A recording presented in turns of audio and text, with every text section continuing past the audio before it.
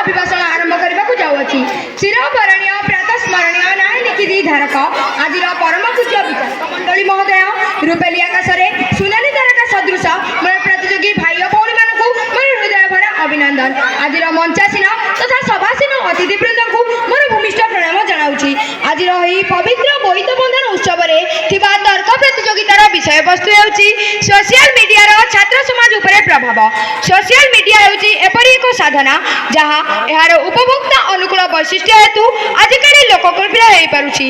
Facebook, Instagram, Twitter एवं अन्य social media platform लोक मानकु दूरता मध्यरु परस्पर सह जोड़ी देबार सुजोग देउछि। युवक माने सोशल मीडिया अन्यतम प्रभावशाली उपभोक्ता। अन्य अर्थरे कहबाकू गले सोशल मीडिया को धन्यवाद देई आमे समग्र जगत को आम हाथ मुठारे रखि पारुछु। जपरि गोटे मुद्रार दुईटी पार्श्व थाए ताहा सोशल मीडिया पई मध्य समान। एहार जेतिकी प्रभाव आम समस्तिक ऊपर पडुछि सेतिकी कुप्रभाव आम लोक मानक ऊपर मध्य पडुछि। जेतेबेले आमे एहार सकारात्मक दिग को देखिबा सेतेबेले एहा थारु आमे अनेक सुविधा पाई थाउ। एहा शिक्षा पई एक उत्तम उपकरण हेबा गुरुत्वपूर्ण। आजिर छात्र समाज सोशल मीडिया सह जड़ित थिबारु सेतिरे प्रसारित भूल तथ्य द्वारा सेमाने प्रभावित होती। कुसंगरे पड़ी सेमाने सोशल मीडिया दुरुपयोग करती। सोशल मीडिया एक गुरु दायित्व थिबारु सेमाने निरपेक्ष भाव में सत्य घटनावली प्रदान करती।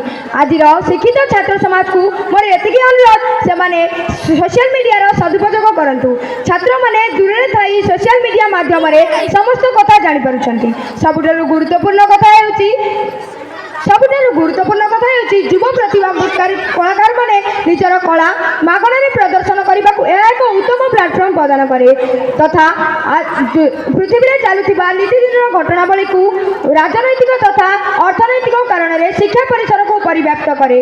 आज छात्र समाज इंटरनेट माध्यम सब विषय तथ्य हासिल कर।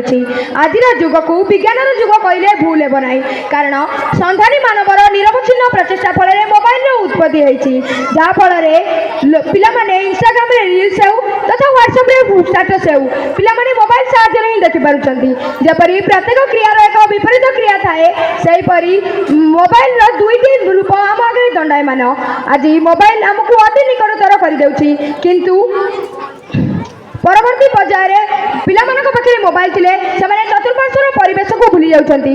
मुझे कही मोर वक्तव्य को विराम देउछि। मु शेषे एतिकी कहबाकू चाहे गणमाध्यम गणक बंधु गणक सुरक्षा पाई, गणमाध्यम गणक बंधु गणक सुरक्षा पाई गणतंत्र रक्षा कवच एकता भूलिबा नाही, गणतंत्र रक्षा कवच एकता भूलिबा नाही। जय हिंद, जय जगन्नाथ।